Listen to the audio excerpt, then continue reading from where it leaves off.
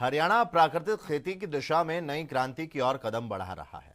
पंचकुला में आयोजित कार्यशाला में मुख्यमंत्री नायब सिंह सैनी ने विजन 2035 और हरित क्रांति 2.0 का खाका पेश किया। मुख्यमंत्री ने घोषणा की, अब प्राकृतिक खेती को आर्टिफिशियल इंटेलिजेंस से जोड़कर इसे ग्लोबल ब्रांड बनाया जाएगा।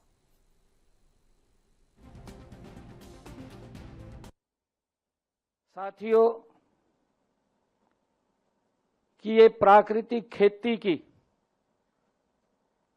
तकनीक को ये सीखने का अवसर नहीं है, उसको जानने का अवसर नहीं है, बल्कि ये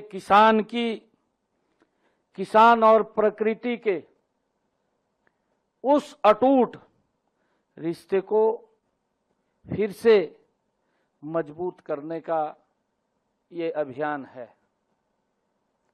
जो रिश्ता टूट गया था, हमारे कई लोगों ने बीच में कहा है, अभी भी कहा है, जब मैं नारे लगा रहा था, कहा गौ माता का भी लगाओ नारा। हमारे एक इधर से करनाल से, हाँ, आपने विचार रखे, बहुत अच्छी बात कही आपने।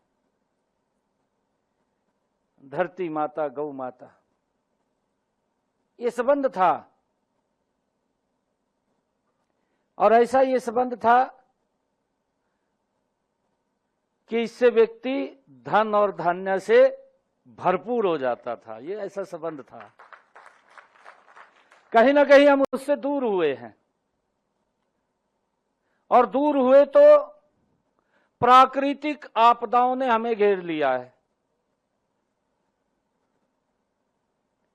ये प्रकृति है, प्रकृति को हम ठीक से यूज करेंगे तो ठीक रहेंगे, नहीं आपदा बन करके आ जाएगी, हमें घेर लेगी। हमें अब ऐसा महसूस हो रहा है, मैं सुन रहा था सभी हमारे वक्ता जब बोल रहे थे कि प्रकृति ने वाकई में हमें घेर लिया है। देखिए, कोई बुराई नहीं है इसके अंदर, हम हरित क्रांति की तरफ बढ़े हैं। प्राकृतिक खेती में सबसे पहले तो ये हर महीने एक प्रकृति खेती करने वालों का एक सम्मेलन होता रहेगा। हर महीने उनकी जो समस्याएं है उनको दूर करते रहेंगे, क्योंकि उनकी समस्याएं जेन्युइन है। वो ही आगे इस काम को बढ़ा सकते हैं। प्रकृति खेती को आज वो किसानों ने सुझाव रखे, वो सुझाव उनके जेन्युइन थे, असली थे, और हमारे मुख्यमंत्री जी ने उनको मान लिया।